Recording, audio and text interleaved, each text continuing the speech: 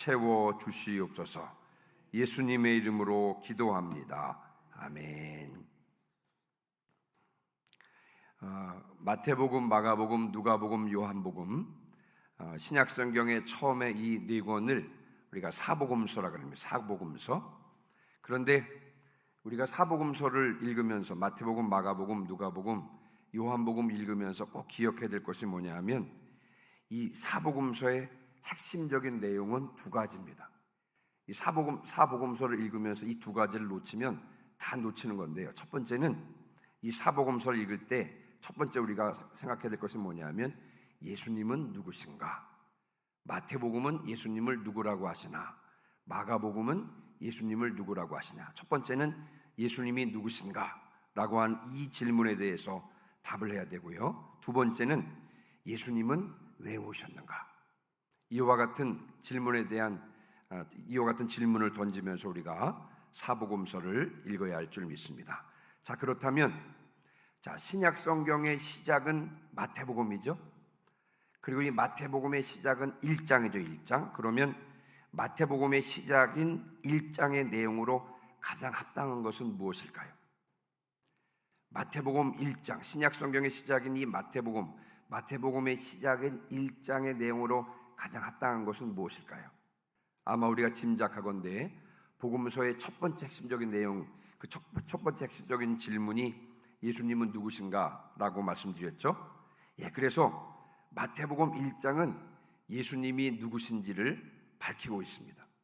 결론적으로 말씀을 드리면 예수님은 구약 성경에서 오시기로 예언되어 있던 메시아 그리스도다 라고 하는 것이 이 마태복음 1장이 밝히고 있는 것입니다.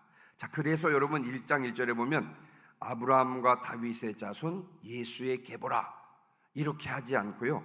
아브라함과 다윗의 자손 예수 그리스도의 계보라 이렇게 말씀하시는 이유가 거기에 있는 것입니다. 예수님이 그리스도임을, 여기서 그리스도라고 하는 말은 메시아 같은 말이죠. 구원자 같은 말인 것입니다. 예수님은 구약 성경에서 오시기로 예언했던 바로 그 구원자고 메시아이다 라고 하는 것을 밝히기 위해서 마태복음 1장에 쓰였다는 사실을 우리가 기억할 필요가 있습니다. 자, 그래서 여러분 이 마태복음 1장은 예수님께서 그리스도라고 하는 사실을 밝히기 위해서 두 가지를 사용을 했는데 1절부터 17절까지는 족보를 사용했고요. 그리고 18절부터 25절까지는 무엇을 사용하고 있냐면 예언, 이사야 선지자의 예언을 사용하고 있습니다. 다시 말씀을 드리면 족보와 이사야 선지자의 예언의 말씀을 통해서 예수님이 누구시다? 예수님이 그리스도시다. 예수님이 구원자다.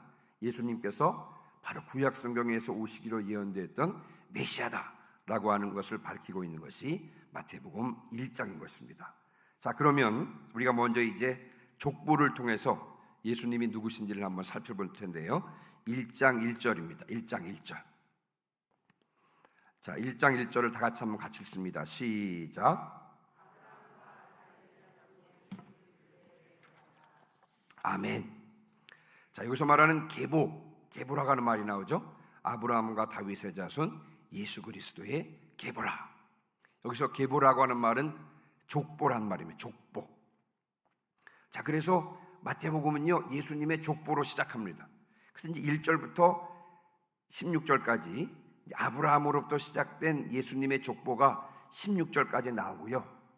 그리고 16절까지 쭉 아브라함으로부터 시작된 예수님의 족보가 나온 다음에 17절에 그 족보, 지금까지 언급한 족보를 딱 요약을 하는데요. 여러분 17절입니다. 17절. 오늘 읽지는 않았습니다만 17절입니다. 이제 2절부터 16절까지 예수님의 족보를 쭉 나열한 다음에 그리고 이 족보를 요약한 것이 17절인데, 자 17절 같이 읽습니다. 시작.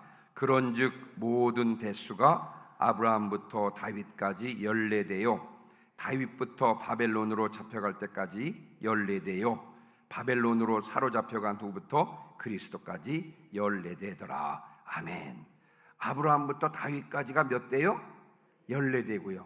그리고 다윗으로부터 바벨론 포로 잡혀가기 전까지가 14대. 그리고 바벨론 포 후부터 그리스도까지가 몇 대? 14대인 것입니다. 자, 그러니까 이 족보에서 강조하고 있는 인물이 누구라고요? 우리가 17절 족보 요약을 보면 아브라함, 다윗, 그리고 그리스도. 이 족보에서 강조하고 있는 인물은 아브라함과 다윗임을 알 수가 있습니다. 자, 그러니까 예수님의 족보가 강조하고 싶은 것은 뭐냐면요, 바로 예수님은 아브라함과 다윗의 자손임을 강조하고 있는 것입니다. 자, 여러분, 그렇다면 왜 예수님의 족보에서 아브라함과 다윗을 강조하고 있을까요? 왜 예수님의 족보에서 이 아브라함과 다윗이 중요할까요? 그 중요한 이유가 무엇이냐면 우리가 아브라함과 다윗의 공통점을 살펴보면 알 수가 있습니다. 여러분이 아브라함과 다윗의 공통점이 뭘까요? 아브라함과 다윗의 공통점, 물론 여러 가지 있을 수 있겠습니다만 가장 중요한 것은 뭐냐, 한번 따라해 보시기 바랍니다. 언약의 당사자. 다시요. 언약의 당사자. 하나님께서 아브라함과도 언약을 하셨고요, 또 하나님께서 다윗과도 언약을 하셨습니다.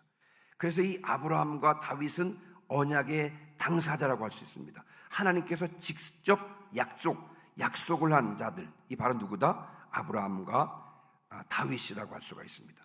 그럼 하나님께서 아브라함과 다윗에게 무슨 약속을 했습니까? 무슨 약속을 했냐면요, 네 후손에게서 누가 태어난다고요?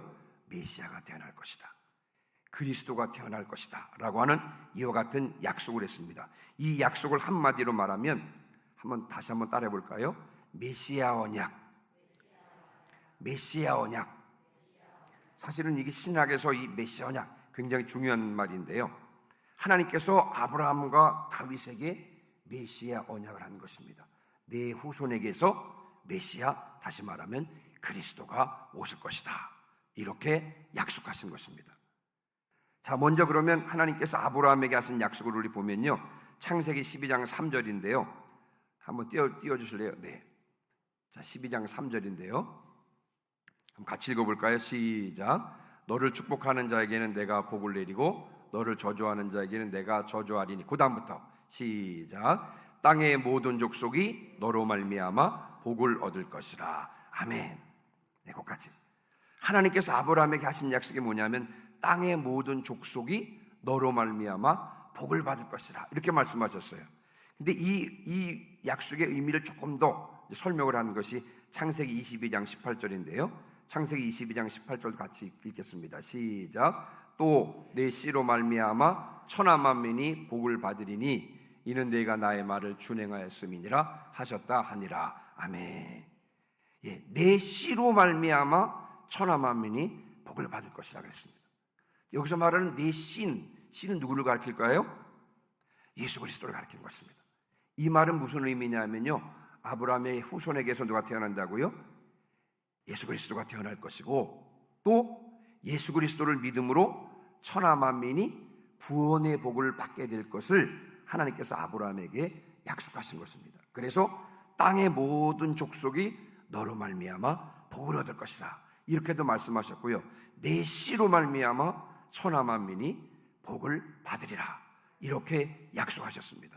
그러니까 아브라함은 언약의 당사자예요. 여러분, 다윗도 마찬가지인데요. 그 사무엘하 7장 16절 말씀입니다. 한번 띄워주세요. 네, 같이 읽습니다. 시작. 내 집과 내 나라가 내 앞에서 영원히 보존되고 내 왕위가 영원히 경고하리라 하셨다 하라. 아멘. 여기서 내 집과 내 나라, 다윗 왕조를 말하는 것입니다. 다윗 왕조가 영원히 보존될 것이고 내 왕위가 영원히 경고하리라 그랬습니다. 좀 설명을 해야 되겠습니다만 그냥 결론적으로 좀 말씀을 드리면, 자, 누구를 통해서 다윗의 왕조가 영원히 보존되고 다윗의 왕위가 영원히 견고하게 될 것이라는 것이냐면요, 다윗의 후손으로 오실 예수 그리스도를 통해서. 다시 말하면 다윗의 후손에게서 예수 그리스도가 오실 것이고 그의 나라가 영원할 것을 말씀하고 있는 이 약속의 말씀, 이 사무엘하 7장 16절, 다시 말하면 메시아 언약이라고 할 수가 있습니다. 그러니까 아브라함과 다윗은 하나님의 언약의 당사자였습니다. 자, 그러니까 마태복음 1장에 나오는 예수님의 족보는 이렇게 말하고 있는 거예요. 이 족보를 보라. 예수님은 아브라함과 다윗의 자손으로 하나님께서 아브라함과 다윗에게 언약하셨던 바로 그 후손, 즉 그리스도이심이 분명하다. 예수님은 바로 하나님께서 아브라함과 다윗에게 오시기로 후손으로 오시겠다고 약속했던 바로 그 그리스도다. 구원자다. 족보를 봐라. 그것은 엄연한 사실이다 라고 하는 것이 마태복음 1장 족보가 보여주는 내용인 것입니다. 자, 그런데 여기서 우리가 이제 주의해서 봐야 될 구절이 있는데요. 저는 이제 이 본문을 좀 여러분께 말씀을 드리려고 하는데 17절 다시 한번 보겠습니다. 자, 17절. 자, 그 중에서 제가 읽습니다. 다윗부터 바벨론으로 사로잡혀 갈 때까지 14대요. 바벨론으로 사로잡혀간 후부터 그리스도까지 14대더라. 자, 족보가 아브라함으로부터 시작돼서 이 다윗을 거쳐서 이 그리스도에게로 족보가 흐르잖아요. 예수님의 족보가 흐르잖아요. 자, 그런데 중간에 이 다윗과 그리스도 중간에 어떤 역사적인 사실이 끼냐면요, 바벨론 포로라고 하는 역사적인 사실이 그 사이에 낍니다. 그러니까 아브라함과 그리고 다윗, 아브라함으로부터 다윗까지 흐르고 그리고 다윗에서부터 그리스도까지 흘러가야 되는데 이 다윗과 그리스도 사이에 어떤 역사적인 사실이 그 중간에 끼냐면요, 바벨론 포로라고 하는 역사적인 사실이 끼는 것입니다. 바벨론 포로, 다시 말하면 나라가 망했다는 것입니다. 나라가 망했다. 하나님께서 아브라함과 다윗에게 하셨던 그 약속이 폐기될 그런 상황이 닥친 것입니다. 분명히 하나님께서 아브라함과 다윗의 후손으로 메시아가 오실 것이고 사람들이 메시아를 믿음으로 구원의 복을 받을 것을 하고 그렇게 약속을 해주셨는데 이 약속이 폐기될 상황이 뭐냐면 바로 바벨론 포로, 다시 말하면 나라가 망한 것입니다. 나라가 망함으로 더 이상 아브라함과 다윗의 후손이 이어지는 것이 불가능한 그 같은 상황이 닥친 것입니다. 그런데 여러분, 하나님께서 어떻게 하셨습니까? 여러분 12절부터 16절 보세요. 자, 12절부터 16절입니다. 좀 족보 읽기가 조금 지루하겠습니다만 한번, 족보는 방향성인데요, 이제 바벨론 사로잡혀 간 후부터 쭉 어디까지 연결되는지를 우리 12절부터 16절까지 같이 한번 읽어보겠습니다. 시작. 바벨론으로 사로잡혀 간 후에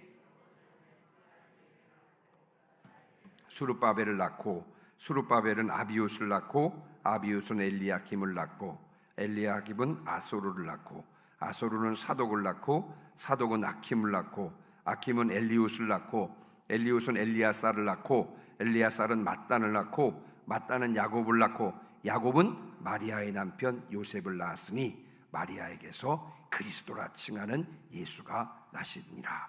아멘. 나라가 망했습니다. 더 이상 다윗의 후손이 흘러갈 현실적으로 흘러갈 수 없는 이런 상황이 닥친 것입니다만, 그러나 그럼에도 불구하고 여러분, 하나님께서는 어떻게 하셨습니까? 바벨론으로 사로잡혀간 다음에 여고냐가 나오는데요, 여기서 여고냐는 누구를 가리키냐면요, 다윗의 후손인 여호야긴 왕을 말합니다. 여호야긴 왕이 스알디엘을 낳았고요, 바벨론 포로지에서. 스알디엘이 누구를 낳았냐면요, 수룹바벨을 낳고, 이 수룹바벨이 1차 포로지에서 예루살렘으로 돌아오고 예루살렘에서부터 다시 나라가 시작이 되면서 그리고 나서 계속 이어져서 결국은 후손이 이어져서 결국 마리아에게서 그리스도라 칭하는 예수님이 태어나셨다고 하는 것입니다. 무슨 뜻입니까? 오늘 제가 이제 강조하고 싶은 내용이 여기 있는데요, 역사적인 상황은 나라가 망하고 결국 하나님의 약속이 폐기될 수밖에 없는 상황이었음에도 불구하고 여러분, 하나님께서는 실패하셨습니까? 실패하지 않으셨습니까? 하나님께서는 실패하지 않으셨습니다. 하나님께서는 그런 와중에서도 다윗의 후손이 이어지게 하셨고 포로지에서 돌아오게 하셨고 결국 아브라함과 다윗에게 약속하셨던 대로 그들의 후손에게서 예수께서 태어나게 하셨는데 그분이 바로 그리스도 예수라고 하는 것입니다. 여러분, 하나님은 언약의 신실하신 분이라는 사실을 확신하시길 주님의 이름으로 축원합니다. 하나님은 약속하신 바를 반드시 행하는 분이심을 분명히 확신하시기를 주님의 이름으로 축원합니다. 민수기 23장 19절 말씀입니다. 같이 읽습니다. 띄워주세요. 민수기 23장 19절 시작. 하나님은 사람이 아니시니 거짓말을 하지 않으시고 인생이 아니시니 후회가 없으시도다. 어찌 그 말씀하신 바를 행하지 않으시며 하신 말씀을 실행하지 않으시랴. 아멘. 하나님의 신실하심이 그 약속을 성취하신 것입니다. 여러분, 그렇게 따지고 보면 이 하나님의 신실하심이 우리를 구원해 주신 것이고요, 이 하나님의 신실하심이 오늘도 우리를 붙잡고 있는 것입니다. 한번 생각을 해보시면 누구든지 주의 이름을 부르는 자는 구원을 얻게 될 것이라고 약속을 했습니다. 그래서 우리는 그 약속대로 우리는 주님의 이름을 부르고 구원을 얻었습니다. 또 주님의 이름을 믿는 자에게는 하나님의 자녀가 되는 권세를 주신다고 약속하셨습니다. 그래서 우리들은 주님의 이름을 믿고 하나님의 자녀가 된 것이죠. 또 하나님의 자녀들에게는 천국을 상속해 주신다고 약속하셨습니다. 그 약속대로 하나님의 자녀들인 우리들은요, 천국의 상속자가 된 것입니다. 이 모든 것이 하나님의 신실하심 때문입니다. 하나님께서 신실하시기 때문에 하신 약속을 다 지켜주신 것입니다. 하나님의 신실하심이 우리의 구원인 줄 믿습니다. 하나님의 신실하심을 꼭 붙잡으시기를 주님의 이름으로 축원합니다. 만약에 하나님의 신실하심을 꼭 붙잡는다, 그럼 우리들에게 어떤 일이 일어날까요? 한번 여러분 생각해 보시기 바랍니다. 하나님은 신뢰할 만한 분이시오. 하나님은 신실하신 분이시오. 이 사실 우리가 꼭 붙잡을 때 우리의 삶 가운데 어떤 일이 벌어질까요? 자, 먼저는 전적으로 하나님의 말씀에 순종하게 될까요? 불순종하게 될까요? 하나님은 신실하신 분이시니까 그분의 말씀이 어떻게 해요? 전적으로 우리가 그분의 말씀을 신뢰하고 전적으로 순종할 수가 있는 것입니다. 심지어 여러분, 창세기 22장에 아브라함이요, 하나님께서 아브라함에게 말씀하셨잖아요. 이삭을 번제로 바치라는 것입니다. 각을 떠서 불에 태워서 올려 나에게 제물로 드리라는 것입니다. 그때 여러분, 아브라함이요, 예, 제가 집에 가서요 저희 아내랑 의논해 보고 그리고 나 답변해 드릴게요. 그랬습니까? 그렇지 않았습니까? 여러분, 그렇지 않았습니다.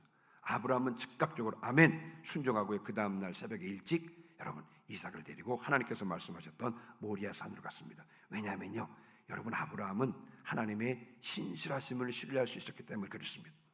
하나님께서 나에게 큰 민족을 주신다고 약속하셨는데, 큰 민족이 이삭을 통해서부터 시작된다고 말씀하셨는데, 만약 이삭이 죽으면 하나님의 약속이 성취되지 않을 것이 분명하지 않겠습니까? 그렇죠? 그러니까 하나님께서 이삭을 죽인다 할지라도 이삭을 다시 살리실 것을 확실하게 믿었습니다. 그래서 아멘, 전적으로 하나님의 말씀에 순종하고요, 그 다음날 새벽 일찍이 이삭을 데리고 여러분 모리아산으로 갔던 것입니다.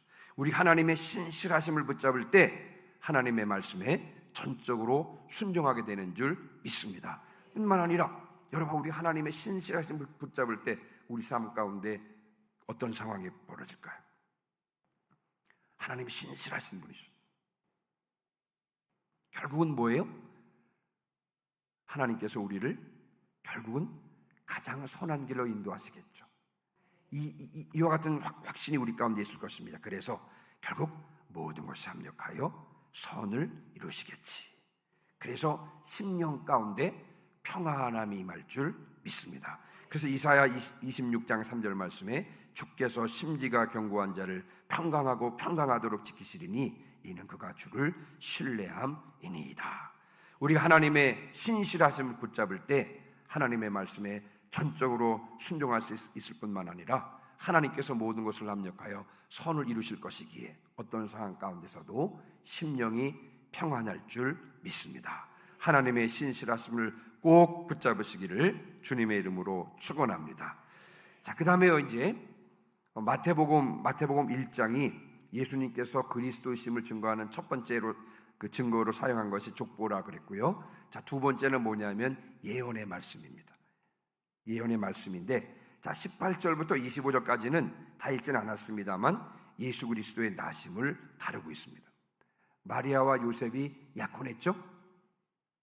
그런데 동거하기 전에 마리아가 성령으로 잉태했습니다.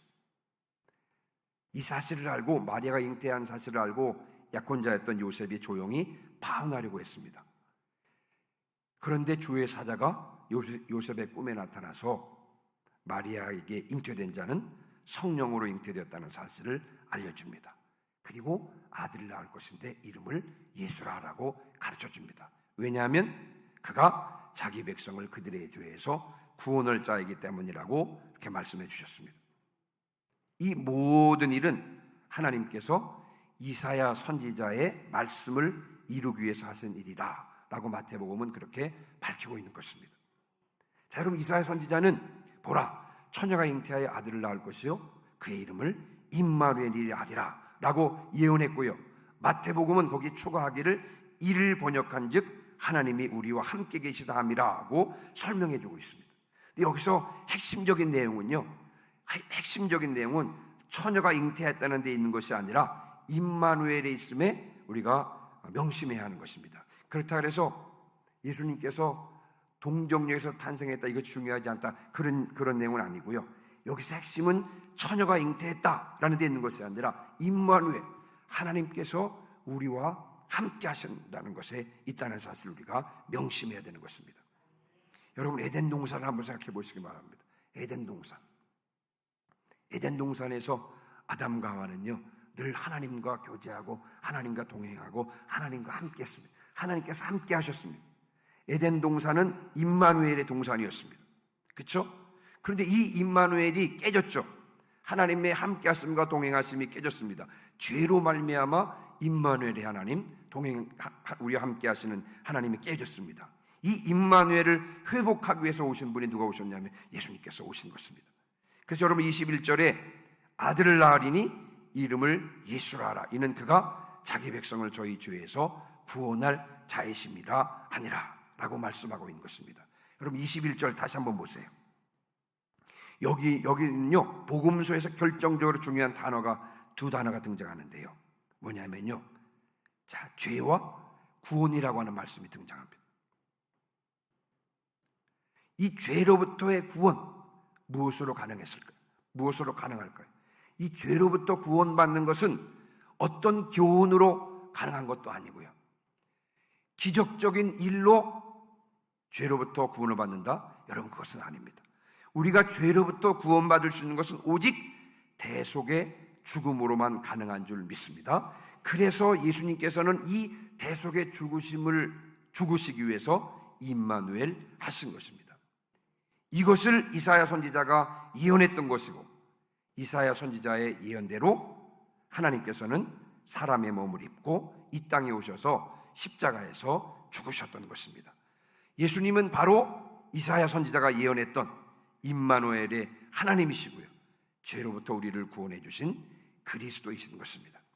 구약 성경에서 하나님께서 아브라함과 다윗에게 그들의 후손으로 오시겠다고 약속하셨던 그분이 바로 이 예수 그리스도인 것입니다. 그래서 그분께서 임마누엘로 우리 가운데 임하신 것입니다. 자, 여러분, 우리가 오늘 이제 18절부터 25절 뒷부분을 이렇게 묵상을 하면서, 여러분, 주님은 어떤 분이십니까? 예수님께서는 대속의 죽음을 죽기 위해서 이 땅에 오신 하나님이시라 말씀했죠. 예수님께서 이 땅에 오시면서 임마누엘의 하나님, 우리와 함께 하시는 하나님이라고 말씀하셨는데요, 이 임마누엘의 주님은 언제 우리와 함께 하십니까? 마태복음 28장 20절 말씀해 보면 내가 세상 끝날까지 너희와 항상 함께 있으리라. 예, 너희와 항상 함께 있겠다라고 약속해 주셨습니다. 그렇게 임마누엘의 주님은 언제 우리와 함께 하십니까? 항상 함께 하시는 것입니다. 자, 그럼 임마누엘의 주님은 언제까지 우리와 함께 하시는 것입니까? 마태복음 28장 20절에는 세상 끝날까지라고 말씀했고요, 시편 121편 8절에 보니까 여호와께서 너의 출입을 언제부터 언제까지? 지금부터 언제까지? 영원까지 지키시리로다 라고 말씀하시는 것입니다. 임마누엘의 주님은 언제까지 우리와 함께 하신다고요? 지금부터 영원까지. 임마누엘의 하나님은 항상 우리와 함께 하실 것인데 언제까지 항상 우리와 함께 하실 것입니까? 지금부터 영원까지 함께 하실 것입니다. 자, 그러면 임마누엘의 주님은 무엇을 위해서 우리와 함께 하신 것입니까? 얼마 전에 어떤 분이랑 대화하다 보니까 하나님이 아직도 두렵다 그러더라고요. 하나님 두렵대요. 왜냐하면요, 하나님이 두려운 이유는 어디에도 하나님이 계시잖아요. 내가 어디로 가도 하나님이 따라오신다고 생각하니까 막 몸소리 쳐진대요. 왜냐하면 하나님께서 내가 무엇을 하는지 이렇게 감시한다고 생각하니까 소름이 끼친대. 소름이 끼친대. 지금은 그 두려움이 많이 사라졌지만 그래도 아직도 여전히 마음 가운데 그런 두려움이 있다 그러더라고요. 그래서 제가 이제 그분께 시편 139편의 말씀을 이렇게 펼쳐서 읽어드렸어요. 거기에는 뭐라고 되어 있냐면요, 거기서도 주의 손이 나를 인도하시며 주의 오른손이 나를 붙드시리다, 이 말씀이었습니다. 그래서 제가 그분께 말씀을 드렸습니다. 왜 주님께서 당신을 따라다닌다고 생각하십니까? 왜 어디에 가도 주님께서 거기에 계신다고 생각하십니까? 당신을 감시하기 위해서요? 당신을 잘못됐다고 책망하시기 위해서 거기 있는 줄 아십니까? 그렇지 않습니다. 이 시편 139편 10절의 말씀대로 당신을 어떻게 해요? 인도하기 위해서, 당신을 붙들어 주시기 위해서 하나님께서는 거기 계시는 것입니다. 당신을 돕기 위해서 거기 계시는 것입니다. 그분을 신뢰하셔도 됩니다. 그렇게 말씀을 드렸어요.